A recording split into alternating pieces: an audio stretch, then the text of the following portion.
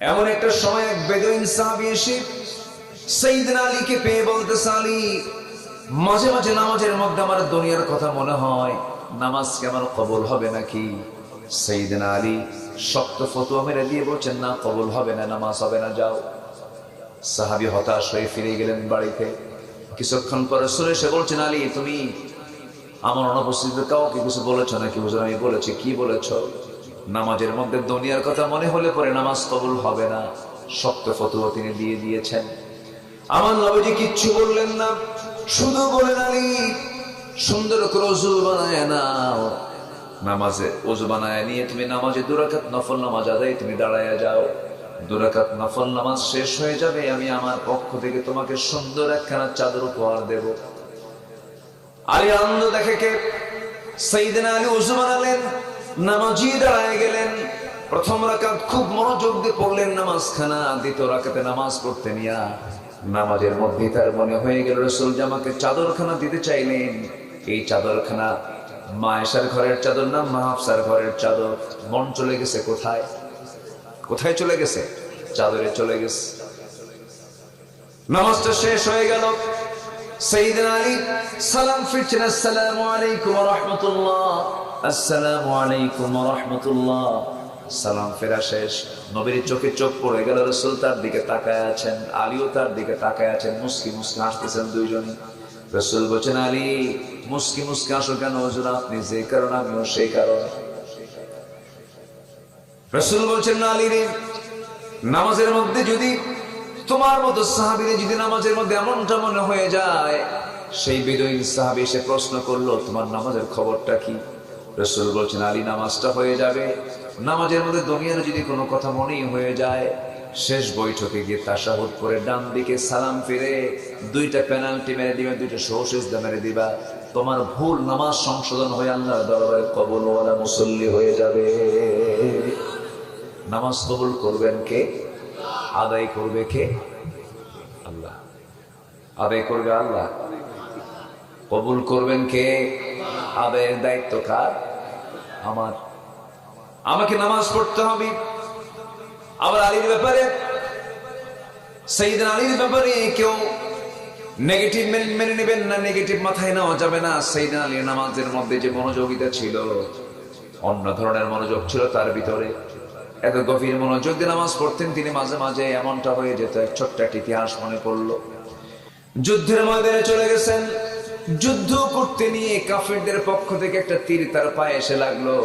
তীরটা হলো চোখা, যখন ঢুকে যায় সহজেই ঢুকে যায়, কিন্তু বের হওয়ার সময় সহজে বের করা যায় না। সাইয়েদনা আলীর খুব কষ্ট হচ্ছিল। ওইভাবেই তিনি কষ্ট করে নামাজ পড়ছিলেন, কিন্তু তার পা থেকে কেউ তীরটা টান মেরে বের করতে পারে না।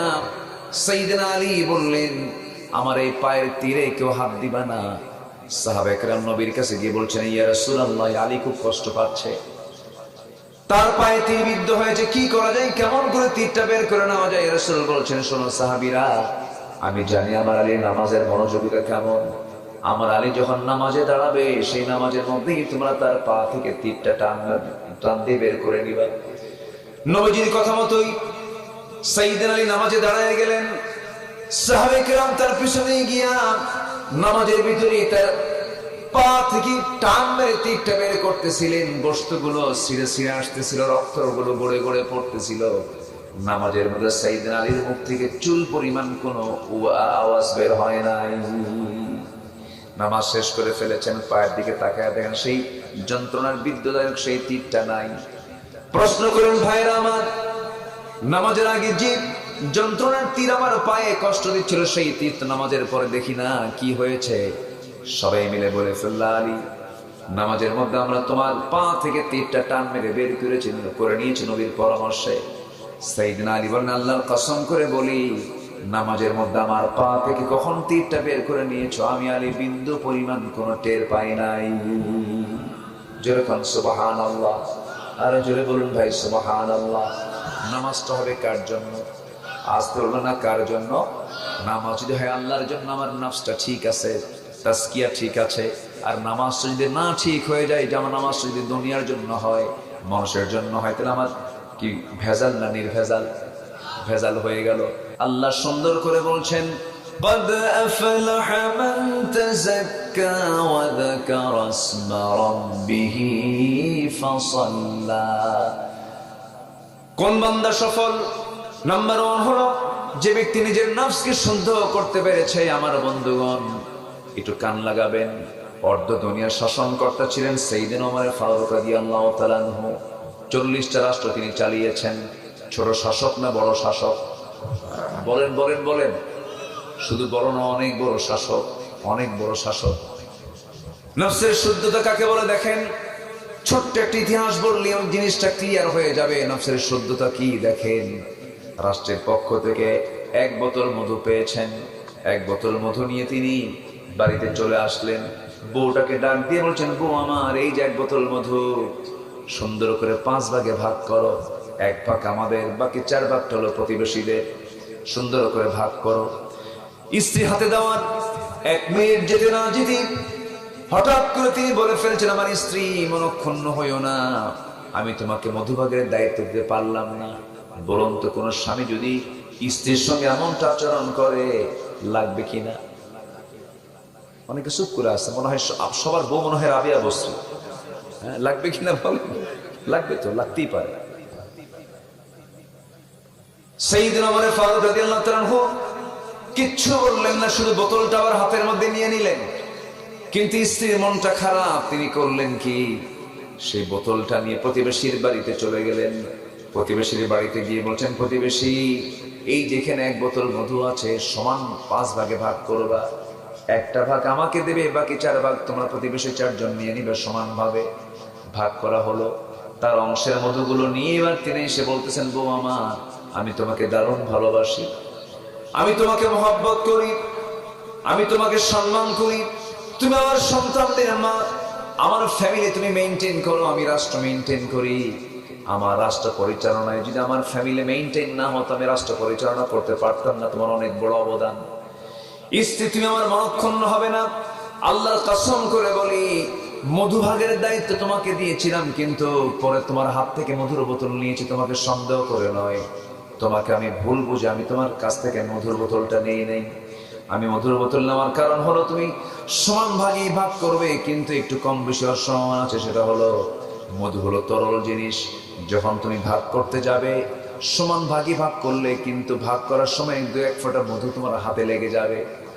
ওই 2-1 ফোঁটা মধু হাতে লেগে যাক, এতটুকু মধু আমাদের ভাগে বেশি চলে আসুক, এটা চাই নাই মনে করে মধুভাগের দায়িত্বটা নিজের কাঁধে না নিয়ে আমরা অন্যের কাঁধে দিয়ে দিয়েছি। একটু আস্তে করুন সুবহানাল্লাহ, জোরে বলুন সুবহানাল্লাহ। এটাই হলো তাসকিয়াতুন নফস। এটা কি তাসকিয়াতুন নফস? ওমর ফারুক রাদিয়াল্লাহু তাআলা একদিন ঘোড়া কিনতে গেছেন। এখন মানুষ হুন্ডা কিনতে যায়। কি কিনতে যায়? হুন্ডা কিনতে যায়। তিনি কি কিনতে গেছেন? ঘোড়া। ঘোড়া কিনতে যায়, লেনদেন হয়ে গেছে, কথাবার্তা হয়ে গেছে, কমিটমেন্ট হয়ে গেছে, কেনা বেচার যে চুক্তি এটা হয়ে গেছে।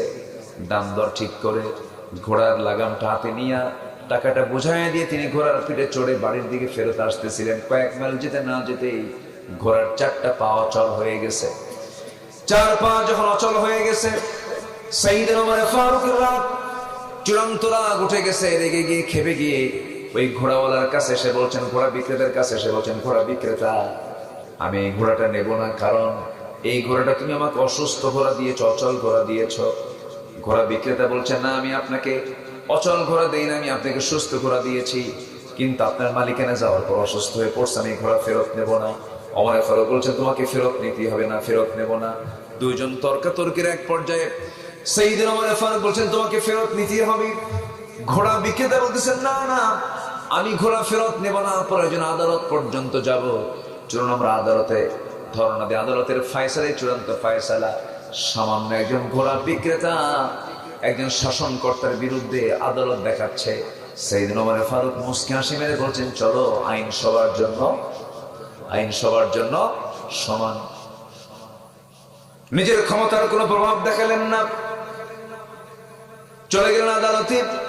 আদালতের ভিতরে তিনি ঢুকতেছিলেন, এমন সময় ওই আদালতের যে বিচারপতি ওমর ফারুককে চেনা মাত্রই তিনি দাঁড় হয়ে গেছেন, সালাম দিয়ে বলছেন, সাইয়েদনা ওমর ফারুক, আপনি এই জায়গায় কেন? ওমর ফারুক বলছেন, আমার সামনে তোমার দাঁড়ানোর দরকার নেই, তিনি বিচারক, আমার সামনে সম্মান প্রদর্শনের দরকার নাই। বিচারক শোনো, একটা মামলা জমা হয়েছে আমার বিরুদ্ধে, মামলা দিয়েছে। এই মামলার রায়টা নামানোর জন্য ব্যক্তি অমরকে না দেখে তুমি আদালত দেখো, ইনসাফ ভিত্তিক তুমি বিচার করবে, আমি বিচারটা মেনে নেব। সেই বিচারক দুই পক্ষের কথাই শুনলেন, ঘোড়া বিক্রেতার কথাও শুনলেন, আবার সাইয়েদনা ওমর ফারুকের কথাও শোনার পর এবার কাজী সাহেব, বিচারপতি সাহেব বলতেছেন, সাইয়েদনা ওমর ফারুক, আপনি আমারও আমির, আমারও খলিফাতুল মুসলিমিন, আমি আপনার বিরুদ্ধে আমি আজকে রায় দেব, কিন্তু আমি আপনার বিরুদ্ধে যে রায় দেব এটা আপনার প্রতি রাগ করে নয়, এটা ইনসাফকে সামনে রেখে, বিচারকে সামনে রেখে আমি আপনার বিরুদ্ধে আজকে রায় দেব। কারণ আজকের যতটুকু কথা শুনলাম দুই পক্ষের, এই দিক থেকে আমি বিচার করলে দেখা যায় ইনসাফ ভাবে এই বিচারটা সম্পূর্ণ, এই রায়টা আপনার বিরুদ্ধে চলে যায়। আপনি ওমর ফারুক রাদিয়াল্লাহু আনহু আমার সামনে সুস্থ অবস্থায় গল্প করছেন, কথা বলতেছেন, কনভারসেশন হচ্ছে। আপনি এই জায়গা থেকে সুস্থ অবস্থায় বাড়ি পর্যন্ত ফিরতে পারবেন তার কোনো গ্যারান্টি আছে? এখানে গ্যারান্টি নাই। ঘোড়া আপনাকে যখন বিক্রি করে দেয় তখন সেই ঘোড়াটা সুস্থ ছিল, আপনার মালিকানায় যাওয়ার পরে ঘোড়াটা সুস্থ হয়ে গেছে। এই ঘোড়া ফেরতের কোনো প্রশ্নই আসে না। ওমর ফারুক কিচ্ছু বললেন না। ওমর ফারুক মাথা নিচে করে আদালত চত্বর থেকে মুচকি হাসি মেরে বের হয়ে পরের দিন সিদ্ধান্ত নিলেন। পরের দিন সমস্ত সদস্যদেরকে ডাক দিয়ে, মাজলিসে শুরাকে ডাক দিয়ে চূড়ান্ত সিদ্ধান্ত জানায় দিলেন যে বিচারপতি আমি ওমর আমার বিরুদ্ধে রায় দিতে পারে, সে সাহসী বিচারপতি, যার নফসের শুদ্ধতা আছে, আমি তাকে লোকাল বিচারপতি থেকে তাকে জাতীয় বিচারপতির পদ দিয়ে দিলাম। জোরে কোন সুবহানাল্লাহ। তাজকিয়াতুন নফস, নফসের শুদ্ধতা, অহংকার থাকা যাবে না, হিংসা থাকা যাবে না, এগুলো হচ্ছে নফসের রোগ। অহংকার, হিংসা এগুলো তো নাই মনে হয়, আসতে বল আছে না নাই? এগুলোকে বাদ দিতে হবে। আল্লাহ রাব্বুল আলামিন বলেন, قد أفلح من تزكى وذكر اسم ربه فصلى। নাম্বার 2 হলো যারা আল্লাহর নামের জিকির করবে। আমাদের মুখে জিকিরটা থাকবে কার? আস্তে বলে জিকিরটা থাকবে কার? এই জিহ্বাটা ভিজায় রেখেছেন যিনি, তিনি আমার কে বলেন? আল্লাহ তাআলা। আমি কষ্ট দিচ্ছি আপনাদেরকে, আমি উঠেছি অসময়, তো অনেক রাত হয়ে গেছে। আমার মনে হয় শেষ করলে ভালো হয় নাকি? আলোচনা চালাবো, কিন্তু কিছু কিছু ভাই তো উঠা বসা করতেছেন, যাচ্ছেন, একটু মনোযোগ দেন। আমি জাস্ট একটা পয়েন্ট আকারে আমি কথাগুলো বলে শেষ করে দেওয়ার চেষ্টা করছি। সম্মানিত ভাইয়েরা, সম্মানিত বন্ধুগণ, আমরা যে কথা বলি, এই যে আমি কথা বলছি, জিহ্বা নড়তেছে ভিতরে, আমার জিহ্বাটা কি শুকনা না ভিজানো? বলেন বলেন বলেন, শুকনো না ভিজা? রোজার মাসে বিকেল বেলা কি হয় বলেন? কি হয়ে যায়? একটু শুকায় যায়, তারপরে মুখের একটা গন্ধ চলে আসে। এই যে সার্বক্ষণিক আল্লাহ তাআলা আমার জিহ্বার চতুর্দিকে ভিজায় রেখেছেন লালা দিয়ে, এই লালাটার কোনো স্বাদ আছে? বলেন, লালার কিন্তু কোনো স্বাদ নাই। এটাকে তিতাও বলতে পারবেন না, মিষ্টিও বলতে পারবেন না, কোনো স্বাদ নাই। যদি এই লালার যদি স্বাদ থাকতো, তো পৃথিবীর কোনো খাবারের মধ্যে আপনি স্বাদ খুঁজে পেতেন না। যেরকম সুবহানাল্লাহ, এই লালাটা দিয়েছেন বান্দা, তুমি যেন ভালো করে কথা বলতে পারো, ভালো করে যেন প্রত্যেকটা খাবারের স্বাদ নিতে পারো। সুবহানাল্লাহ বলবেন না? তাহলে যে আল্লাহ তাআলা আমার 24 ঘন্টা আমার মুখের মধ্যে লালা তৈরি করে দিয়ে আমার খাবারে, আমার কথায় যিনি সচল রেখেছেন আমার এই জিহ্বা, এই জিহ্বা যিনি আমাকে ভিজায় রেখেছেন, সবার আগে জিকির হবে। কার জিকির? ওয়াযাকারা ইসমা রাব্বিহি ফাসাল্লা। এরপর আল্লাহ তাআলা আমার যে কান বানিয়ে দিয়েছেন, কানের ভিতরে কি ইয়ার ওয়াক্স, কানের মধ্যে কিছু ময়লা থাকে, এলাকে কি বলে? কি বলে? খোল। খোল আবার কি? খোল তো যে গরুকে খাবার খাওয়ায়, যেটা দেখা যায় খোল। কানের কি? কানেরও খোল। আচ্ছা, কানের খোল অর্থাৎ ইয়ার ওয়াক্স, এটা যে কানের ভিতরে যে ময়লাটা থাকে, এই ময়লাটা দরকার আছে না নাই বলেন তো? আচ্ছা, এই ময়লাটা কখনো আপনার স্বাদ নিয়েছেন কিনা? এটা কি মিষ্টি না তিতা? হ্যাঁ, একজন কিছু ভটকা, এটা তিক্ত, এটা তিক্ততা, এটার মধ্যে কোনো মিষ্টি নাই। যদি এটা তিক্ততা না হতো, তাহলে রাতের আধারে আপনি ঘুমিয়ে পড়েছেন, ঘুম মানে কি মরা, আল্লাহ বিসমিকা আমুত, মরে গেলাম, আপনি যখন ঘুমায় পড়লেন সেই সময় আপনার ওই কানের যদি ইয়ারক্স যদি মিষ্টি হতো, তিক্ততা না হয়ে যদি মিষ্টতা আসতো, তাহলে সব পিঁপড়াগুলো জমা হতো কোথায়? মিষ্টি আছে যেখানে পিঁপড়া যায় সেখানে সব পিঁপড়া জমা হতো কোথায়? কানে। বলেন তো, কোন রাতকে আপনি ঘুমাতে পারতেন? আপনি ঘুমাতেন, আরেকজন পাহারা দিত, তো ও কানের কাছে যেন কোনো পিঁপড়া না আসে। কিন্তু আল্লাহ তাআলা কান বানায় দিয়েছেন, কানের মধ্যে এমন একটা তিক্ততার একটা স্বাদ দিয়েছেন যার মধ্যে কোনো স্বাদ নাই, এমন একটা জিনিস দিয়েছেন, ইয়ারক্স দিয়েছেন, কোন পিঁপড়া কোন কীট পতঙ্গ কানের মধ্যে ঢোকা মাত্রই ওই তিক্ততা পেয়ে তাড়াতাড়ি বের হয়ে চলে আসে। আল্লাহু আকবার। আচ্ছা, এরপর চোখের যে পানি, এই চোখের পানি কি দিয়েছেন আল্লাহ পাক বলেন তো? মিঠা, মিষ্টি না লবণ? মানে লন্তা না মিষ্টি? লন্তা, লন্তা করে দিয়েছেন। কেন? গোটা পৃথিবীর যত পানি আছে সকল পানির উৎস হলো সমুদ্র। সমুদ্রের সব পানি জমা হয়, এই যে নদী নালা খাল বিলের পচা পচা জিনিসগুলো সব গিয়ে জমা হয় নদীতে, নদী গিয়ে চলে যায় কোথায়? সমুদ্রে। এখানকার পানি হলো মিঠা, সমুদ্রের পানি কি লবণ। কেন লবণ? লবণ যদি সমুদ্রের পানি না হতো পৃথিবীর বাতাসগুলো সব নষ্ট হয়ে যেত, আবহাওয়া, এই পৃথিবীর আবহাওয়া নষ্ট হয়ে যেত, বাতাস নষ্ট হয়ে যেত, অক্সিজেন নষ্ট হয়ে যেত, মানুষ বাঁচত না, সব প্রাণী মরে যেত। আবহাওয়া যেন নষ্ট না হয়, আল্লাহ তাআলা সকল জীবাণুকে ধ্বংস করার জন্য সমুদ্রের পানিকে লবণ করেছেন। যেরকম সুবহানাল্লাহ। তার লবণ মানে হচ্ছে জীবাণু মুক্ত করা। আমার চোখের ভিতরে আল্লাহ পাক কি পানি দিয়েছেন বলেন তো? লবণ পানি দিয়েছেন। বান্দা জমিনে চলতে নিয়ে ধুলাবালি ঢুকবে, বিভিন্ন জীবাণু আক্রমণ করতে পারে, যেন আক্রমণ করে যেন আমার বান্দার চোখটা যেন নষ্ট না হয়। এই জন্য আমি 24 ঘন্টা চোখের পিছনে একটা মেশিন সেট করেছি। যখন কোনো বান্দার চোখের মধ্যে কোনো সমস্যা হতে নাই, আমি আল্লাহ লোনতা পানি বের করে দিই। একই দেহ কিন্তু লোনতা পানি বের করে দেই। সে লোনতা পানিটা বের করে দিয়া মহান রব্বুল আলামিন আমার আপনার চক্ষুটাকে স্থায়ী অয়েন্টমেন্ট দিয়া, মলম দিয়ে ঠিক রেখেছেন। সুবহানাল্লাহ বলা যাবে না? সে আল্লাহ বলছেন, বান্দারা আমার জিকির কর, ওয়াযাকারা ইসমা রাব্বিহি ফাসাল্লা, আমার জিকির করো, সুন্দর করে নিজের নফসকে শুদ্ধ করো, আমার জিকির করো, ফাসাল্লা, সুন্দর করে নামাজ পড়ো। এই কাজটা যদি করতে পারো, আমি আল্লাহ বলছি তুমি বান্দা সফল থেকে সফল। যেরকম সুবহানাল্লাহ। নাম্বার 4 হলো তওবা করা। কি করা বলে? তওবা করা। তওবা করব কার কাছে? তওবা করব কার কাছে? দুনিয়ার দল করছে, জীবনের দুনিয়ার দল করবো না। দল করবো কার? আরো জোরে, আরো জোরে। আল্লাহর দল করতে হবে, দুনিয়ার কোনো দল করা যাবে না। দুনিয়ার দল করবেন তো মরবেন একদম। ও যাবে জাহান্নামে, আপনিও যাবেন জাহান্নামে। আমি কিন্তু আমার কথা বলছি না, কোরআন থেকে বলছি। যারা দুনিয়ার আইনকে প্রতিষ্ঠা করতে চায় তারা ইমান, তারা বেঈমান। যারা দুনিয়ার আইনকে প্রতিষ্ঠার জন্য সংগ্রাম করে তারা কি ইমানদার না বেঈমান? বেঈমান তারা, তাদের ঈমান নাই। নামাজ পড়ুক, রোজা রাখুক, হজ করুক, যাকাত দিক, যারা দুনিয়ার আইন চাবে তারা ঈমানদার নয়, তারা বেঈমান, বেঈমান, বেঈমান। কথা ক্লিয়ার?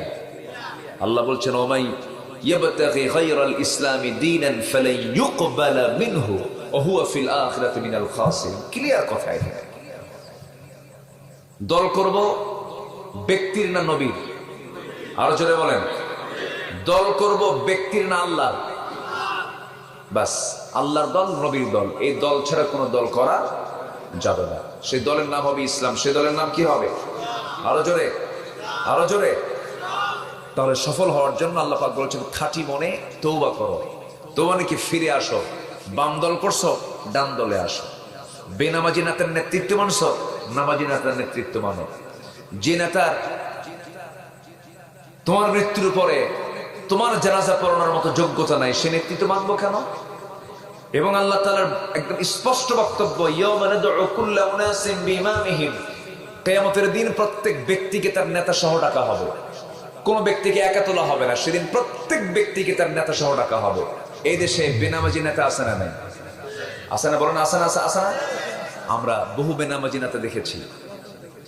এবং আমার দেশে স্বাধীনতার পর থেকে নিয়ে ৭১ থেকে নিয়ে এই ২০২৫ সাল পর্যন্ত এই ৫৪ বছরে বহু সরকার আসছে গেছে, কেউ কি আল্লাহর আইন প্রতিষ্ঠা করেছে?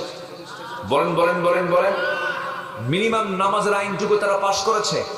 পাশ করেছে মদের আইন, পাশ করেছে জেনার আইন, জেনার লাইসেন্স দিয়েছে, জেনার লাইসেন্স, মদের লাইসেন্স দিয়েছে, সেন্সর বোর্ড অশ্লীল সিনেমার অনুমোদন দিয়েছে। নামাজ ভিত্তিক একটা আইন সংসদে কেউ পাশ করতে পারে নাই, অথচ সবার নামের আগে মোহাম্মদ লাগানো। প্রত্যেকটা মানুষের জন্ম হলো মুসলিম পরিবারে।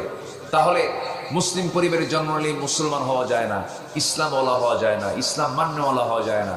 এর জন্য থাকতে হবে চূড়ান্ত মুজাহাদা। কারো দল করবো না, দল করে যাবো কার? আসতে বলবেন না কার? এই 54 বছরে দেশের বৃহত্তম 4টি দলের ভিতরে 3টি দলই দেশ শাসন করেছে। কেউ 25 বছর, কেউ 16 বছর, কেউ 9 বছর। আমার কথা কি বুঝতেছেন? সব দেখা শেষ। আমি সুস্পষ্ট ভাষায় জানিয়ে দিতে চাই, আগামীর দেশ আমরা দেখতে চাই আমাদের কোরআনের বাংলাদেশ। কোরআন কাদের কিতাব? আমাদের কিতাব। বলেন কোরআন কাদের কিতাব? কে দিয়েছেন? বলেন কে দিয়েছেন?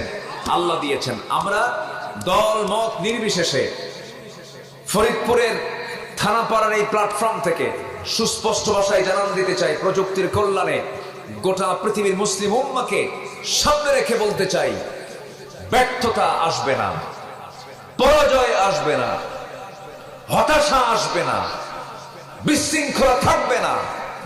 বারাকাতিন মিনাস সামাই ওয়াল আরদ, আসমান জমিনের সমস্ত রহমতের দরজা আল্লাহ পাক ওপেন করে দিবেন যদি আমরা এই জমিনে কোরআনের আইনকে প্রতিষ্ঠা করতে পারি। প্রতিষ্ঠা হোক। সবাই কি চান? সবাই কি চান? চান কারা কারা? একটু হাত উঁচু করে দেখেন মুসলমান।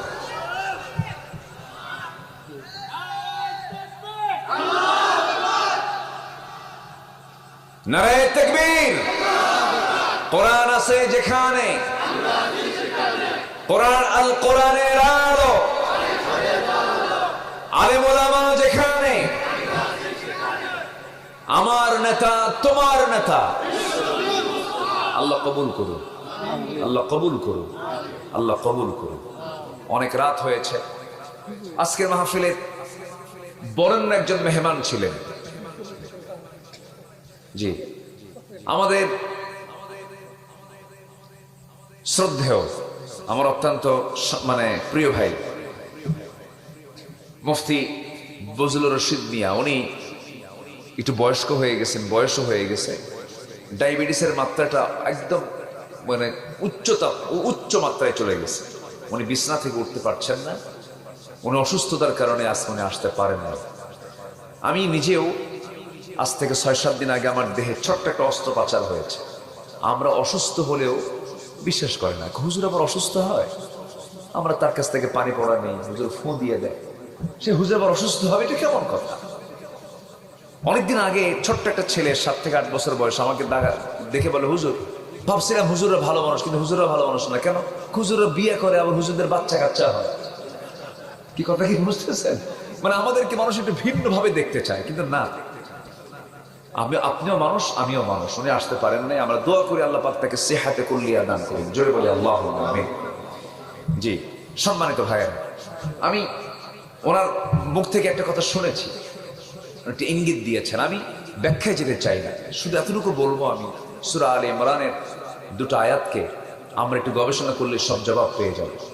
এক কথা, আমাকে যখন কবরে নেওয়া হবে, কবরে নিলেই আমাকে 3টে প্রশ্ন করা হবে। বার রব্বুক, তোমার আইনদাতাকে। আমার আইনদাতাকে বলেন তো? আল্লাহ। আচ্ছা, ওমা দীনুক, তোমার দিন কি? দিন মানে কি বলেন? দিন মানে হলো জীবন বিধান। বলেন দিন মানে কি বলেন? জীবন বিধান। তোমার জীবন বিধানটা কি? তোমার কনস্টিটিউশনটা কি? সেকুলারিজম, ন্যাশনালিজম, ক্যাপিটালিজম, সোশিয়ালিজম না ইসলামিজম? ইসলাম কিনা বলো। হ্যাঁ, আমার মতবাদ, আমার দিন হচ্ছে ইসলাম, দিনিয়াল ইসলাম।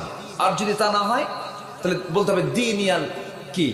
ন্যাশনালিজম, ক্যাপিটালিজম, পুঁজিবাদ, ধর্মের নিরপেক্ষ মতবাদ, এগুলো চলে আসবে। পৃথিবীতে ইসলাম ছাড়া 70 থেকে 80টি মানব রচিত মতবাদ আছে। 70 থেকে 80টা। আমেরিকা পুঁজিবাদী চেতনা, রাশিয়া সমাজতান্ত্রিক চেতনা, তারপরে এরকম করে গোটা পৃথিবী, ইন্ডিয়াতে হচ্ছে সেকুলার চেতনা। এরকম করে গোটা পৃথিবীতে বিভিন্ন চেতনার মতবাদের আইনগুলো প্রতিষ্ঠা আছে। আল্লাহ বলছেন না, সকল আইনকে পরাজিত করে আমার আইন, আমার যে বিধান, কোরআন এমন একটি কিতাবের নাম যার মধ্যে ফৌজদারি দণ্ডবিধি আছে, পারিবারিক ল আছে, সামাজিক ল আছে, রাষ্ট্রীয় ল আছে, অর্থনীতি আছে, এমন কিছু নাই যা বাদ পড়েছে। কিন্তু কোরআনের কি একটা আইন, একটা বিধান কি সমাজে চালু আছে? নাই। সম্মানিত ভাইয়েরা, এটাকে আমাদের মাথায় নিয়ে আসতে হবে। আমি জমিতে ধান লাগাবো, আমি চাষি, আমার ধান আমি পাবো কিনা, বন্যা হয় কিনা, এই চিন্তা করলে কি চাষি কোনোদিন ধান লাগাতে পারবে? আমার বিজয় হোক আর না হোক, আমার দলে কম লোক হোক আর বেশি লোক হোক, এগুলো আমার দেখার বিষয় না। ইউকতাল আও ইয়াগলিব ফাসাউফা নুতিহি আজরান আযীমা। বিজয় হোক অথবা পরাজিত হোক, আমি তোমাকে বিজয় দান করব, আমি তোমাকে পুরস্কার দিয়ে দেবো। আল্লাহ পুরস্কার তো আমাদের সব মূল টার্গেট হচ্ছে জান্নাত পাওয়া। এই জন্য আসো আমাদের চেতনাকে পরিষ্কার করি, আমাদের আকীদাকে, আমাদের বিশ্বাসকে আমরা পরিষ্কার করে ফেলি। তাজকিয়াতুন নফস সব জায়গায় হয়ে যাক। আল্লাহ পাক আমাদের কবুল করুন, জোরে বলি আমিন।